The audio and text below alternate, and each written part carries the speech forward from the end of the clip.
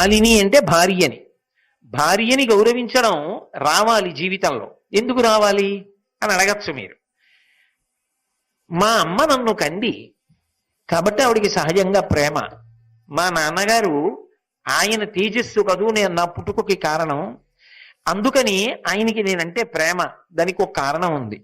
నాతో కలిసి పుట్టారు అన్నదమ్ములు, నాతో కలిసి పుట్టారు అక్క చెల్లెళ్ళు, ఒక అనుబంధం ఉంది.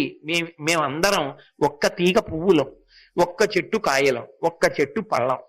కాబట్టి ఒక్క చోట కలుసుకున్నప్పుడు మా అన్నయ్య, మా తమ్ముడు, మా అక్క, మా చెల్లి అని మేము ఒకళ్ళ చేతులు ఒకళ్ళు పట్టుకోవడానికి, కలిసి తినడం, కలిసి కూర్చోవడం, కలిసి మాట్లాడుకోవడం. రాత్రి 1 గంట అయిపోయినా చిన్నపిల్లలు అయిపోయి, ఒరే నీకు గుర్తుందా, నువ్వు ఏదైనా హాస్యానికి కానీ నవ్వడం మొదలెట్టావా ఇల్లు బద్దలైపోయేటట్టు నవ్వుతావు. మామూలుగా అంత పెద్ద నవ్వు నవ్వవు. నువ్వు అంత సంతోషపడిపోయావా ఆ నవ్వు ఊళ్ళో వాళ్ళందరికీ వినపడుతుంది, అలా నవ్వుతావు. ఓసారి నీకు గుర్తుందా మనందరం కలిసి ఓ చలనచిత్రానికి వెడితే, అయ్య బాబోయ్ నువ్వు నవ్విన నవ్వుకి అందరూ వెనక్కి తిరిగి నిన్నే చూశారు అని గుర్తు తెచ్చుకుని అన్నదమ్ములు అక్క చెల్లెళ్ళు అందరూ కూర్చుని మళ్ళీ అది తెలుసుకుని నవ్వుకుంటూ రాత్రి 1 గంట 2 అయిపోతే భార్య వచ్చి ఇక పడుకుదురు రేపు మాట్లాడుకుందరు కానీ అందా ఓ అనుబంధం ఉందా? ఒక తీగ పువ్వులు కాబట్టి, ఒక చెట్టు కాయలు కాబట్టి అనుబంధం ఉంది. భార్య ఎవరు? ఆమె నాతో కలిసి పుట్టిందా? నాతో కలిసి పెరిగిందా? నాతో కలిసి చదువుకుందా? ఎక్కడో పుట్టింది, ఏ ఊళ్ళోనో. నేను ఓ జిల్లా వాడిని అయితే ఆమె ఇంకో జిల్లాకి చెందిన పిల్ల. అసలు ఆ అమ్మాయి ఎవరో నాకు తెలియదు. ఆ అమ్మాయికి కొంత వయసు వచ్చేసింది, నాకు కొంత వయసు వచ్చేసింది. ఆ అమ్మాయికి ఏదో ఒక పదార్థం తినడం ఇష్టం, నాకేదో ఒక పదార్థం తినడం ఇష్టం. కానీ ఈయన భర్త అని నేను ఆమె మెడలో 3 ముళ్ళు వేయగానే ఆమె తన ఇంటి పేరు వదిలేసింది, వంశం వదిలేసింది, తన ఊరు వదిలేసింది, తల్లిదండ్రుల్ని వదిలిపెట్టేసింది, తోబుట్టువులను వదిలిపెట్టేసింది, స్నేహితులను వదిలిపెట్టేసింది. ఆయన ఎవరో తెలియదు, తాళి కట్టాడు, ఆయన తోడిదే జీవితమని చిటికిన వేలు పట్టుకుని ఊరు కాని ఊరు వచ్చేసింది. ఆ అమ్మాయిని సుఖపెట్టడమే నీకు చేత కాకపోతే, ఆ అమ్మాయి కిలకిలా నవ్వేటట్టుగా పలకరించడమే నీకు చేత కాకపోతే, ఇక నువ్వు ఎవరిని సుఖపెట్టగలవు జీవితంలో? ఇంతకన్నా త్యాగం చేసి నీతో వచ్చేవాళ్ళు ఎవరైనా ఉంటారా? ఎవరు ఉండరుగా. నీ తేజస్సును ఆమె పొంది నువ్వు తండ్రి అవ్వాలి, నీ వంశం నిలబడాలని ఆమె మరణ సదృశమైన వేదనను పొందింది. ఎంత నిత్తురుపోయిందో. ఆమె బ్రతుకుతుందో బ్రతకదో కానీ నవ్వుతూ వెళ్ళిపోయింది వైద్యశాలలోకి. వెళ్ళిపోయి క్యారుమని బిడ్డ ఏడవగానే ఆయన తండ్రి అయ్యారని ఆనందపడిపోయింది. అమ్మా అమ్మా అని పిల్లవాడు తిరుగుతుంటే, నీకు నాకు కూడా రక్షకుడు ఆయనరా, నన్ను అమ్మ నువ్వు అను, ఆయన్ని నాన్నగారు మీరు అను అని నాన్నగారిని పరిచయం చేసింది. అంత ఉదాత్తురలే జీవితంలో ఆయన చేతిలో నేను వెళ్ళిపోవాలి అనగలిగిన మనిషి కదా. నీ కోసం అహరహం పరితపించిపోతుంది. అటువంటి వ్యక్తినే నువ్వు నమ్మలేకపోతే, అటువంటి వ్యక్తిని ప్రేమతో గౌరవించడం నీకు చేత కాకపోతే, ఆమెని సంతోష పెట్టేలా నేను మాట్లాడలేకపోతే ఎలా? ఎంత గొప్పవాడైనా భార్య దగ్గరికి వెళ్ళేటప్పటికి మాత్రం ఆమె సంతోషించేటట్టుగా మాట్లాడాలి, ఆమె నవ్వేటట్టుగా చూసుకోవాలి. ఆయనకి నేను భార్యని అని ఆమె సంతోషపడేటట్టుగా భర్త ప్రవర్తించాలి.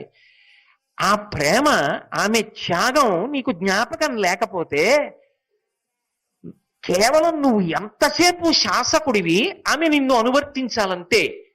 ఆమె ఇంట్లో ఉన్న ఒక యంత్రం లాంటిది అని నువ్వు అనుకుంటే, అసలు అంత త్యాగం చేసి నీ వెంట వచ్చిన వ్యక్తి, నువ్వు లేకపోతే ఇంకా ఆమె బ్రతుకే లేదని నమ్మి నిలబడినటువంటి వ్యక్తి, నీకు కొంచెం అనారోగ్యం వస్తే తల్లడిల్లిపోయి 1000 మొక్కులు మొక్కే వ్యక్తి, అటువంటి వ్యక్తి నీ వలన సంతోషాన్ని పొందలేకపోతే నేను ఎలా నమ్మి నీతో స్నేహం చేయను? ఆమెనే చూడని వాడివి నన్ను చూస్తావా నువ్వు స్నేహితుడిగా? నిన్ను నమ్మి నేను నీతో స్నేహం చేయనా? అందుకే భార్య గురించి పరాయి వాళ్ళ దగ్గర విమర్శించి తక్కువ చేసి మాట్లాడడం లేఖితనం.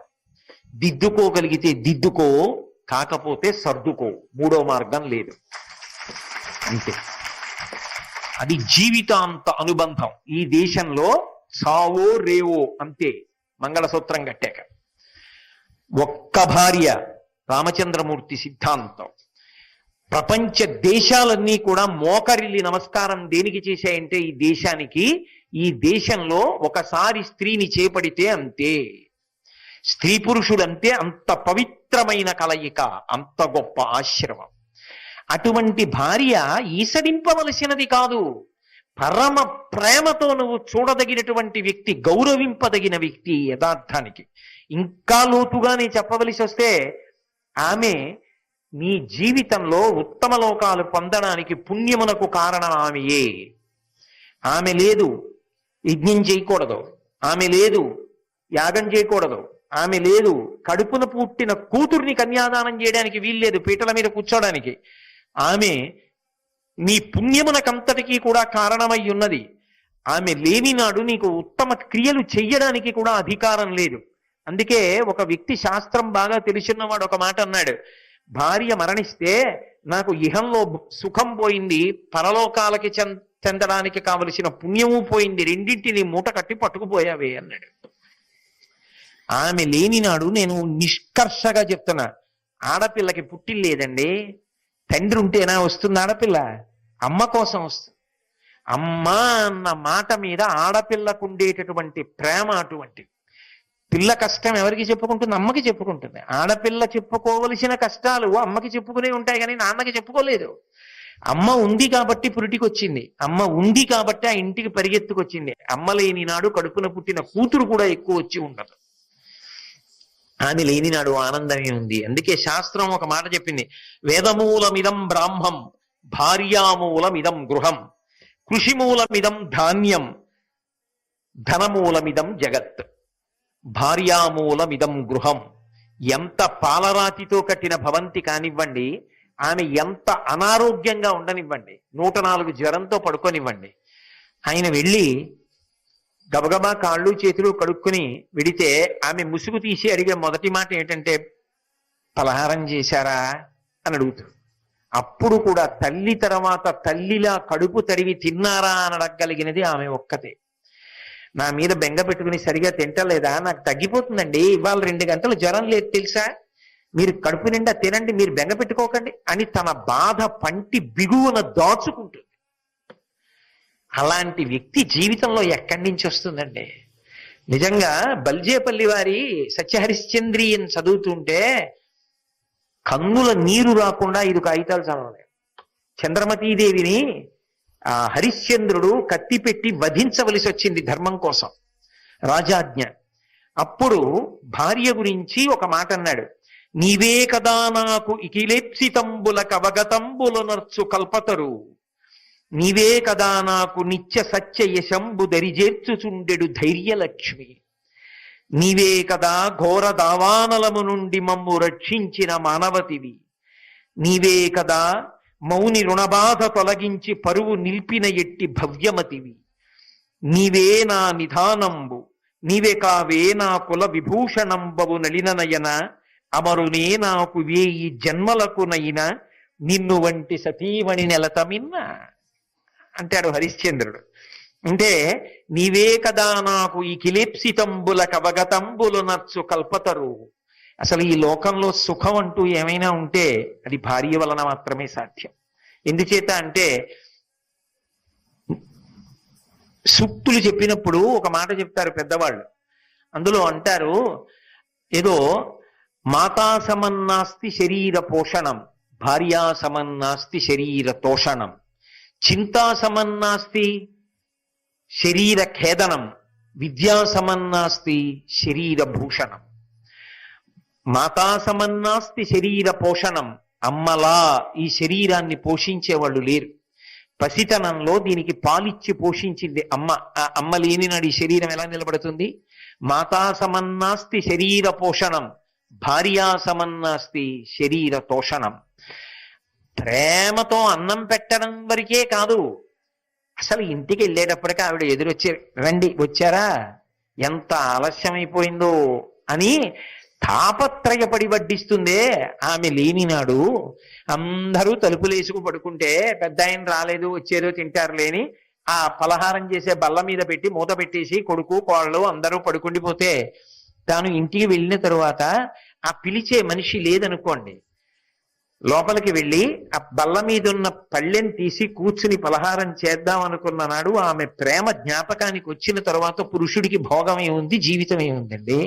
ఆమె లేని నాడు శరీరానికి సుఖమే ఉంది. ఆ ఒక్క మాట చాలా, అది దాటి నేను మాట్లాడకూడదు. ధర్మబద్ధమైన కామము గాల, దాని వలన సంతానం ఇవ్వలా ఆమె. కాబట్టి నీవే కదా నాకు ఇకిలేప్సితంబుల కవగతంబులు నర్చు కల్పతరు, నీవే కదా నాకు నిత్య సత్య యశంబు దరిచేర్చుచుండెడి ధైర్యలక్ష్మి. నేను ఒక లక్ష్యాన్ని పెట్టుకుని జీవితంలో పరమ పవిత్రంగా బ్రతకాలని బ్రతుకుతుంటే కావాలని అసూయ పెట్టుకుని నన్ను ఇబ్బంది పెట్టాలని ఎవరో ప్రయత్నించినా, నా జీవితంలో ఉద్ధాన పతనాలు వచ్చినా, నేను ఒక్కొక్కసారి చతికిల పడిపోయినా ఎందుకండి బెంగ పెట్టుకుంటారు అని భుజం తట్టి నన్ను పైకి లేపి నడిపించిన ధైర్యలక్ష్మి నువ్వు కాదు. నీవే కదా ఘోర దావానలము నుండి మమ్ము రక్షించిన మానవతివి. చంద్రమతి రక్షించింది ఒకప్పుడు ఘోర దావానలం నుంచి. అలాగే నీవే కదా మౌని రుణబాధ తొలగించి పరువు నిల్పిన ఎట్టి భవ్యమతివి. నేను యథార్థంగా చెప్తున్నా, ఈ దేశంలో పిల్లలు బాగా చదువుకుంటున్నారంటే మెళ్ళో బంగారం తీసి బెంగ పెట్టుకోకండి, తాకట్టు పెట్టి పిల్లాన్ని చదివించండి అని చదివించినటువంటి తల్లులు ఎంతమంది లేరు. భర్తకి అనారోగ్యం చేస్తే మెళ్ళో ఉన్నటువంటి నగలు తీసి కుదువ పెట్టి భర్తకి శస్త్రచికిత్సలు చేయించిన తల్లులు ఎంతమంది లేరు. భర్తకి అనారోగ్యం చేస్తే తన అందం చెడిపోతుంది, తాను అసహ్యంగా అయిపోతానని తెలిసి కూడా అలాంటి మొక్కచ్చా మొక్కకూడదా అని కూడా ఆలోచించకుండా ఏడుకొండల వారికి తలనీలాలు కూడా ఇచ్చేసి బోడుగుండుకి గుడ్డగట్టుకు తిరిగినటువంటి ఉత్తమరాళ్ళైన ఇళ్ళాళ్ళు ఆర్తి కలిగిన వాళ్ళు ఎంతమంది లేరు. అలా నిజానికి పురుషుడు చెయ్యగలడా? ఏమో చేసే మహాత్ములు ఉండవచ్చు, నేను కాదని ఎందుకు సిద్ధాంతం చేయాలి. అంత గొప్పదే భార్య అంటే ఆమెని అంత తృణప్రాయంగా ఎలా మాట్లాడగలుగుతున్నావు? చటుక్కుని ఆమెకి విడాకులన్న మాట ఎలా అనగలుగుతున్నావు? ఆమె ఎందు ఏ బలహీనత ఉందో అది కదా నువ్వు ప్రేమించడానికి కారణం కావాలి. నా కడుపున పుట్టిన బిడ్డల్లో ఒకళ్ళకి ఏదైనా చాలా తీవ్రమైన అనారోగ్యం ఉందనుకోండి, అయ్యో బలహీనుడు అని నేను అందుకు కదా ప్రేమిస్తాను. అయినప్పుడు అయ్యో పాపం అమాయకురాలు దీనికి ఈ బలహీనత ఉందని కదా నేను ప్రేమించాలి. ద్వేషించడానికి ఎందుకు కారణం అది అవ్వాలి?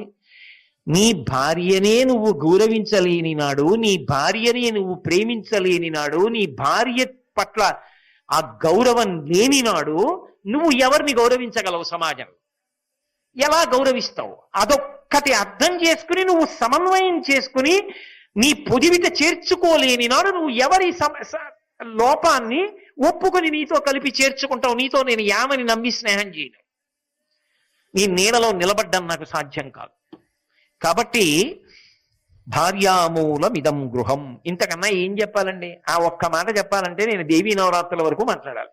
నిజానికి సమస్త కావ్య పురాణములలో వాళ్ళ గౌరవం గురించి మాట్లాడాలి. అది ఈ జాతి గొప్పతనం. భార్య అంటే ఈసడించమని ఏ శాస్త్రంలో చెప్పాల, అంత గౌరవించారు.